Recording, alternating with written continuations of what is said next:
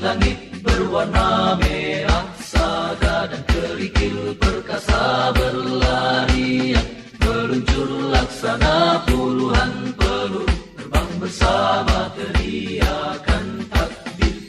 Semua menjadi saksi atas langkah keberanianmu. Kita juga menjadi saksi atas keteguhanmu. Ketika Yahudi membantaimu, merah berkesim